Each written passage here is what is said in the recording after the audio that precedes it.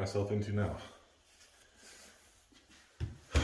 Well, hey everybody, my name is JB. Welcome to All Things Mechanical. I think I'm just going to rename my channel JB's Home for Wayward Ridgid Stuff because I have managed to find another Ridgid tool here to add to my collection. And I know it's going to make it seem like I'm totally a Ridgid fanboy now. I'm really not. But I was cruising Facebook Marketplace yesterday, and this thing was listed on there for free from a guy literally 1.5 miles down the road. So I've been needing a shop vac for a while. Why not? This thing, like I said, was free for a couple of different reasons. This is, I believe, an early 2000s Ridgid, if the serial number is accurate. I've heard that the first 2 digits are the year that a Ridgid power tool is made, and the second 2 digits are the week of the year that it was made. This is a WD8000, and the serial number on this thing, the first one is 01, so that would be a 2001, and the second 2 digits are 33, which means this thing was made sometime in the middle of August 2001. If that's accurate, I have no idea. It kind of, the more boxy, old school Ridgid look kind of gives that 20-plus-year-old vibe, so I have no idea what shape this thing is in. I, of course, messaged the guy, and I went and picked it up immediately.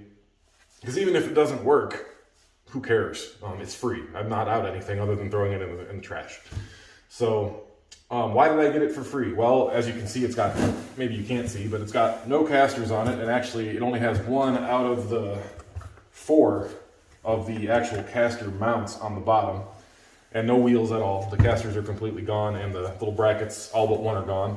I haven't even opened this thing up yet. It was a complete blizzard yesterday when I went and picked it up. So I just grabbed it off the guy's front porch. He just set it out for me to pick up.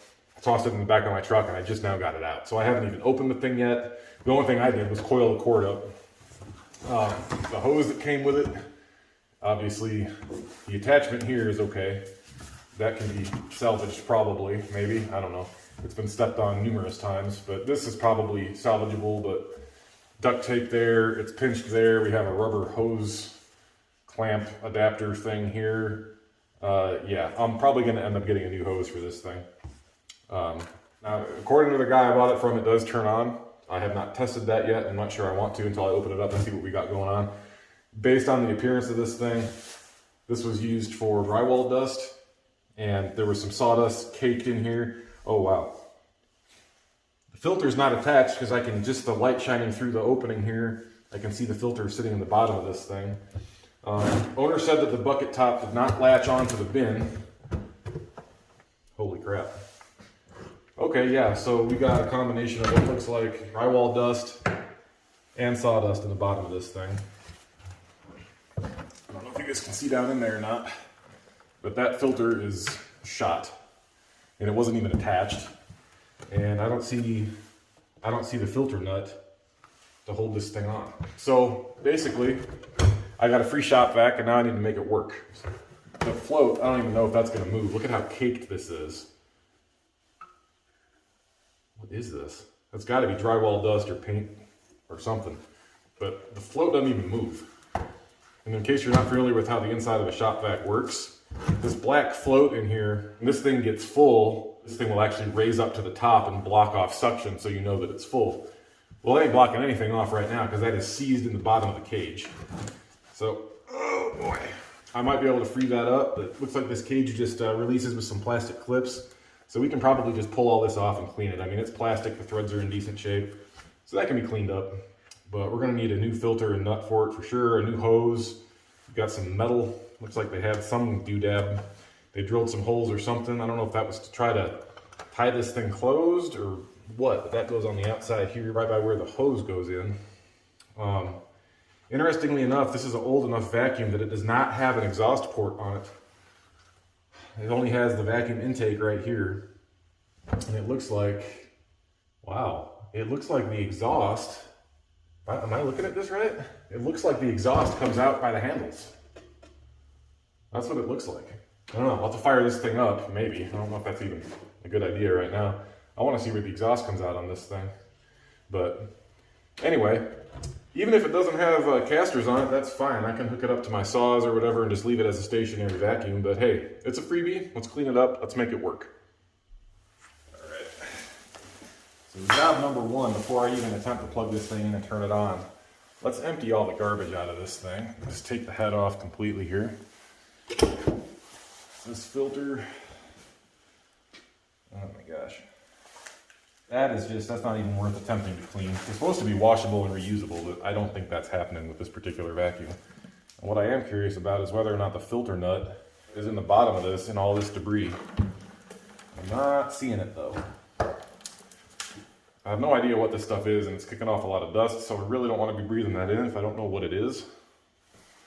I'm fairly confident this is a mix of drywall dust and sawdust, but you never know. It's someone else's tool. Let's just get this crap out of here. At least the majority of it. Now, I'm just going to set that aside, and that's going to have to be rinsed out probably because so much crap is caked onto it. But I'm going to at least attempt to plug the motor in. Let's plug it in and just flip the switch and see if it even turns on. I don't have any idea what's going to fly out of this thing. So. Okay. Well, good, it at least works.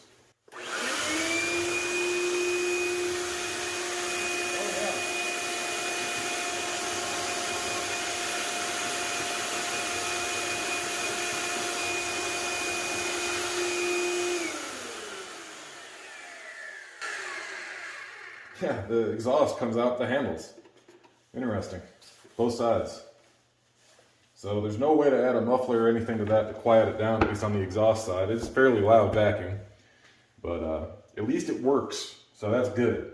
So now I need to order a new filter and a new filter nut, and I think that I can pull this filter cage off and get this float assembly cleaned out. But this entire thing is going to need to be hosed down, looks like. Because it is just, I mean, even in the exhaust ports, it's just filthy. It's got junk caked everywhere. It looks like someone ran this to pick up liquid, like picked up some water with it without cleaning it out first, and without having the water filter on this thing, which is like a Scotch-Brite-ish material. It's like a really coarse, non-paper-based filter, so you can suck water up in these things without, you know, ruining the filter that's in it. But yeah, that's what it looks like is going on here. So I don't think it's anything that can't be fixed. The vacuum works. That was the biggest hurdle I was worried we weren't going to be able to make it across, because if that didn't turn on, then this project is moot. But I can handle getting a new filter, and I can handle getting a new filter nut. That's not a big deal. So I'm going to go ahead and press forward, cleaning this thing out. Let's see if we can pull this cage off real quick. Looks like this cage snaps in right here. I don't know if you guys can see what I'm doing, but yeah, there's just chunks of crap falling off this thing every time I bump it, but there's a little notch going around this in four places. So if I can depress those, grab a screwdriver here. If I can depress those, I might be able to get that cage out. And I don't see anything broken. The guy said that these handles didn't latch onto the bucket, but it looks like they just pivot right here. And I bet that once I clean this and get all the crap out of the grooves on both the bin and the lid, I bet this thing will latch just fine. Because nothing's broken. Everything's accounted for here. So I think that we can save the whole non-latching issue. It just needs to be cleaned a little bit. So what I'm doing now, this thing is so dirty, everything is like glued in place. Everything's fighting me. But I'm just trying to loosen up this collar that goes around the cage here so I can slip this cage out. It's not making it very easy.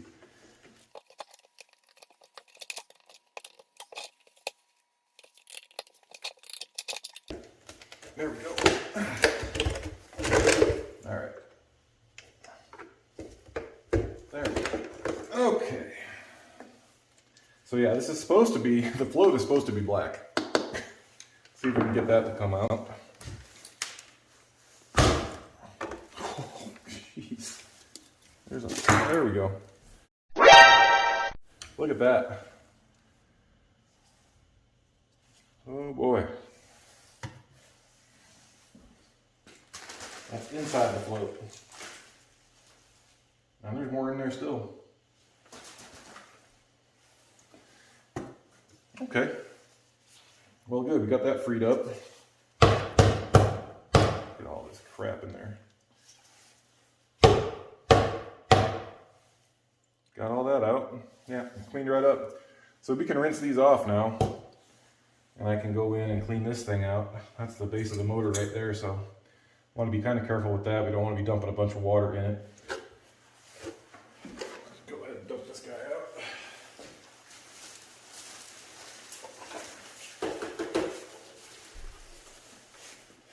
All right, well, I'm gonna mess with this a little bit more. Go through, clean this up, rinse out the basin or bin or whatever you want to call it. Get all the residue off of this. And then we'll actually do a proper test on this thing and just make sure everything is 100% functional. So yeah, I'll be back shortly. All right, guys, a little update here. Went ahead and took old bucket head there and vacuumed out most of the crap from in here. I'm still gonna go ahead and take this thing in and spray out the inside of it. And it looks like this thing was used to vacuum up a lot of water at some point, because this slurry is everywhere. It's dried on every single surface. You can see it on the inside of the bucket from bottom to top, going all the way up to the very edge of the bucket here. So at one time, this thing was just absolutely chock full of nasty water mixed with, I'm again thinking this is drywall dust mixed with sawdust. So what I'm gonna do, I've already loosened up all these screws. I'm gonna go through, there's 1, 2, 3, 4, 5, 6 screws there, and then one on each side here by the handles. I'm gonna see if I can separate the motor assembly from this lid. That way I can take the lid in by itself and rinse it off more thoroughly without having to worry about getting any water in the electronic portion of this thing. So I'm gonna mess with that for a bit. When I get everything cleaned out, I will certainly bring you back. I've got a new filter and filter nut ordered already. It should be here tomorrow, and we'll get this thing slapped back together and see how well it actually works. All right, guys, update number 2. Actually, these screws that I loosened up on the bottom side just allow you to get the top black cover off, which is hooked up to the on-off switch, which are these 2 leads right here. This is actually a 2-piece lid. So there's 4 additional screws that you get to by taking the top part off here, and these 4 screws allow this top shroud with the exhaust ports on it to come off. So now that we've got those loose, we can separate the really nasty, dirty part of the top of the shop vac, rinse this off, and then I'm just going to blow this thing out with some compressed air, because obviously it is a little bit scuzzy in there. Let me turn that flash on. Yeah, she's a little bit nasty down in there. So we're going to hit this with some compressed air real quick, because obviously that's pretty bad. I'm going to go ahead and go in and manually get some of this other loose like hair and whatnot out of there, whatever that buildup is. But I'm going to do that off camera so you guys don't have to worry about watching me try to fumble with the camera while doing that. But anyway, now that we have the rest of those screws taken out, this entire thing just lifts off. And there we go. There's the rest of our motor down here. But the only thing I'm really concerned about is just getting this this shroud completely cleaned out, because obviously it is just chock full of junk still, and these are the exhaust ports for the motor. So we'll want to get all that stuff out of there just to make sure we're not having a bunch of crap flying out of here like it was before. Obviously, now seeing this the way it is, I'm going to definitely confirm what I was just thinking about that bucket being 100% full of water and junk, because that got sucked up through the motor and kicked out the exhaust ports. That's the only way you're going to get all this stuff in the exhaust ports, because that's what this is right here. Like I mentioned earlier, the exhaust ports are actually right here under the handles. So this bottom fan right here, that's your exhaust. As that spins around, it takes all, that creates your vacuum and kicks your exhaust out on either side here. So the only way for this kind of buildup to get in here is for that to have been pulling in liquid at some point, which is, you know, pretty obvious based on the condition of the cage and the float and everything else. So yeah, got some work to do to clean all this up, but we're going to do that, and I will bring you guys back as soon as that's done. All right. Here we go, guys. Got that part. And we got the top with the motor on it. I just spent an inordinate amount of time, like 2 hours, cleaning this thing. And it's not perfect, but man, it's certainly better than it was. That is for dang sure. So as you can see, I'm not gonna, you know, the only way to get all this, you know, residue off of this thing is basically to put it in the dishwasher, and I ain't doing that to my wife. So I rinsed it out as best I could. I did scrub where I could get to easily with the brush and my fingers, but this thing was pretty grody, and now it's not quite as grody. Although underneath all of that sludge, I think I did find why that one side was not latching. The plastic has been rolled over right here. So if I pull this back a little bit and trim off that excess, this should lock together on both sides. So I think we got the lid locking issue sorted out. So we'll go ahead and reassemble that here in a second. Now, as for the motor part of it, I wasn't going to take this inside and clean it, but it was so nasty. Every time you turn this thing on, I was afraid that we were going to have chunks of that drywall dust residue crap just flying out where the exhaust is. So I took it inside just like this, and I was very careful inside, and I just, on a very low stream of water, just got it wet, and then I scrubbed it with a scrub brush.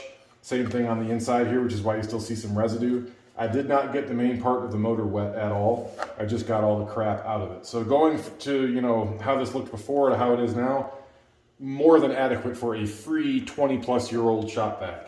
So I think we're going to be good to go there. I did check the brushes here for the motor. They are in perfect condition. There's hardly any use on them at all. So I really don't think that this thing was used very hard in its life. It just didn't get used correctly, I think is what happened here.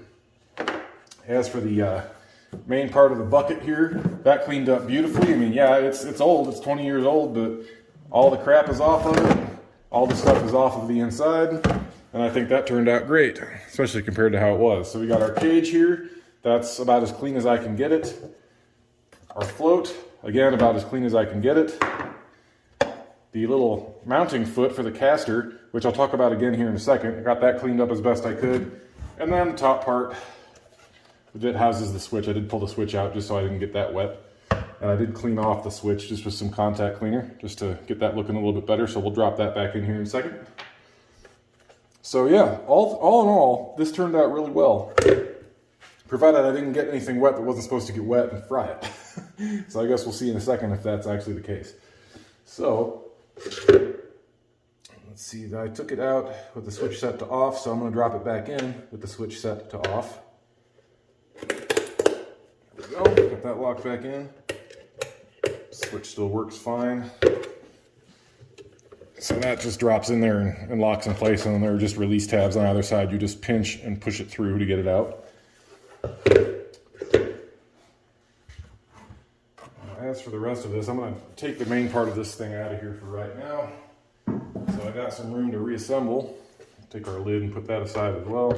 Not our lid, but our top, I guess. So now we got this guy. And that drops onto the main part. Enclosure right here, like such. And we got our 4 screws for this guy that just drop in to hold the 2 pieces together, which I'll just zip in with the Makita really quick.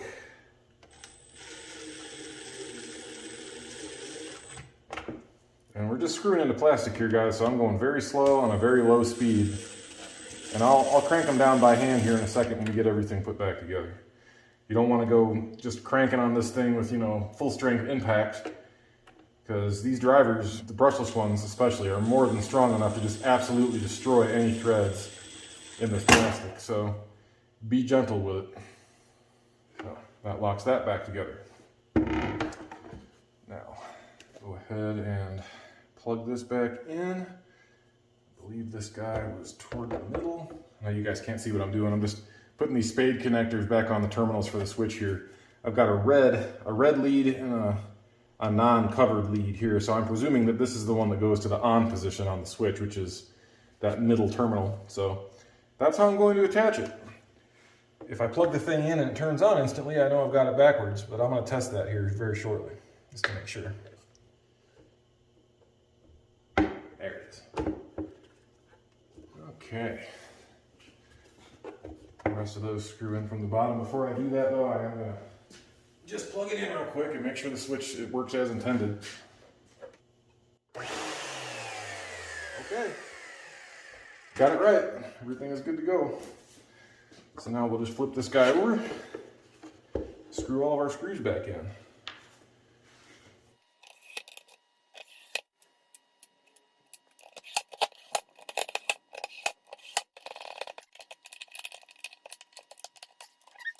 Alright, all of our screws are tight.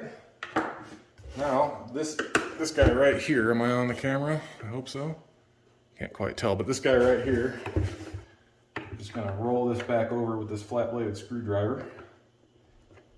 See if we can't get that to stay out of the way. I'm thinking probably not. I'm just gonna trim that off. It's already worn out anyway. There we go.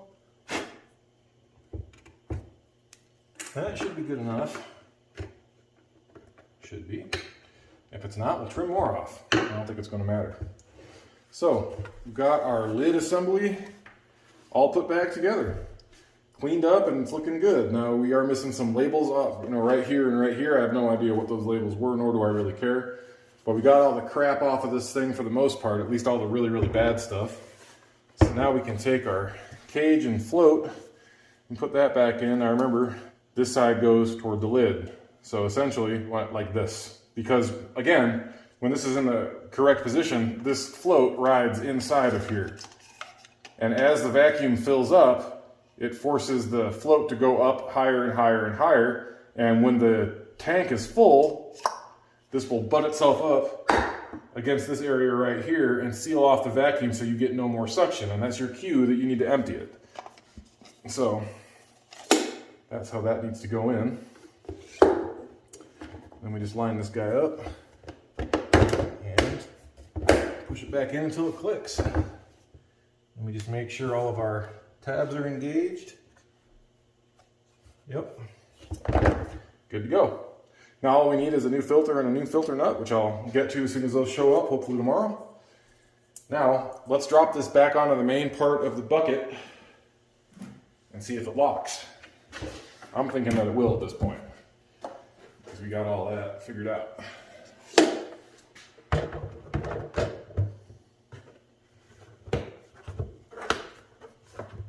Look at that. Lid's locked in place. Squeeze the handles to release, and it comes right off. Awesome. So we got ourselves a free shop vac with really nothing wrong with it. It was dirty and it was misused, but it's just fine. Now it does need casters still, which again is something that I'm going to be working on. But I have not made a video about this yet. The wifey just let me order a pretty nice 3D printer. Now it's a beginner 3D printer. It's not, some $6,000 MakerBot or whatever. It's just a desktop FDM printer. But I'm going to see if I can utilize the design skills of my oldest son and see if we can come up with a way to 3D print some of these out of some ABS. Because the printer that I ordered will get hot enough to print ABS. So if we can do that, we can replace all 4 of these feet, and then I can just order some casters to pop in here, and then we'll have this thing 100% functional again with really very little out-of-pocket cost, as long as we don't screw up too many of the prints. So I have no idea if that's going to work or not. If you see a video about that, obviously it worked. And if you don't, well, obviously it didn't, or I haven't gotten it right yet. But we'll just have to kind of wait and see on that little side project. But for now, I'm going to go ahead and turn the camera off, and I will bring you guys back tomorrow when I get a new filter for this thing and a new filter nut. We'll throw that on. But yeah, that's going to be it for now. I'll have more for you tomorrow. All right, guys, here we go. Straight from the Chinese mothership. This is not an actual Ridgid filter. This is actually a pretty generic filter, but these vacuums use the VF series filters, which are pretty much common among all Ridgid vacuums. This is actually a VF 5000 equivalent. What comes with this and what was in there before is a VF 4000, which is just a very basic paper filter that doesn't really filter a whole lot. It's mostly there for big items like sawdust, gravel. It stops the big chunks from just flying right out the exhaust. But this one is a VF 5000, which is more of a heavier dust filter. It's actually a 2-layer filter. You can see on the outside here. It's blue on the outside, white on the inside. So there's 2 layers of media here, and then you can bump all the way up to a VF 6000, which is Ridgid's version of a HEPA filter, even though it's not technically HEPA rated, but it's the same. I think it's like a 5 or 6 layer filter. But this came off of Amazon. I think it was like 15 bucks for the filter. Filter nut right here is about $6 and change. So we're gonna go ahead and open this guy up. Just get this filter slapped in real quick. Just pinch our sides here, flip this guy open. Obviously our float is moving freely now, which is a very good thing. The filter just slips right over this. Oh boy, we gotta make sure we line up there we go. the little stud that sticks out there. Now, contrary to popular belief, these don't need to be super tight. You're gonna have vacuum pulling against this thing, so as long as it's not falling off, that's a pretty snug fit on there anyway. So as long as you have a decent bit of pressure holding the filter up against the actual vacuum lid, that's fine, that's all you need. Obviously this is a through hole that's threaded, and these can go on either way. You wanna make sure that your little tang here that sticks off is away from the filter. That way it doesn't catch on any of these little grooves or anything. That's per the Ridgid instructions. I actually did find a PDF of the instruction manual for this machine, so at least I have that. I always like having that stuff at my disposal, but we're just gonna screw that down until it just starts putting pressure on the center of the filter, just like so. So it's concave just slightly in the middle of the filter, but it's not cranked down. Basically, the end of that stud is flush with the bottom of the filter nut. That's it. We just put a filter on. That's all this thing needed. We'll flip it over. I just want to show you guys, like, this thing came out so good. I mean, yeah, the inside of this is a little bit dirty still, but look at how clean this thing is now, even on the outside. Yeah, it's old, it's beat up or whatever, but man, for a free vacuum, can't beat that. I mean, I'm just really happy with this whole thing. Lock that down. Both the locking tabs work perfectly fine now. I'm still trying to figure out, though, why they drilled these two holes in the side right here by the port. I cannot figure out what that little piece of wire was in there for. Maybe they were using it to tie the hose in or something. I don't have any idea. I mean, the hose fits fine. And we'll go ahead and give this thing a test. This is actually a 2 1/4 hose, not a 2.5 inch hose. I thought it was 2.5. So maybe my hose options will be a little bit more limited, but that fits right in nice and snug.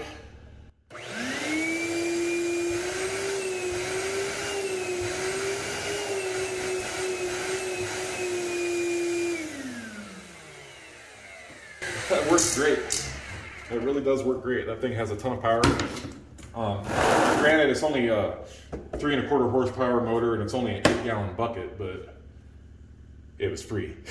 So again, I can't complain too much about that. I didn't have a shop vac before other than the little bucket head down there. So it's been a really, really good thing to find one of these things in such good condition. Even though it was given away, it just needed to be disassembled, cleaned up, and put back together, and have a new filter put in. So right now I'm less than $25 into this thing, just with the filter and the filter nut. And if I go out and find a new 2 1/4 inch hose, so call it less than 50. So yeah, could you buy a brand new Ridgid shop vac for that much that was probably a little bit bigger than this and a little bit more powerful? Yeah, you probably could. But what fun is that? I love cruising Facebook Marketplace and Craigslist for stuff like this, just to give myself a challenge. I didn't have an instruction manual for this thing. I didn't know how it functioned. It's part of the fun for me, is getting out there, finding something that is junk to somebody else and turning it into a useful tool or a useful implement or whatever it is that's gonna make your life better or easier. And that's what it's all about, guys.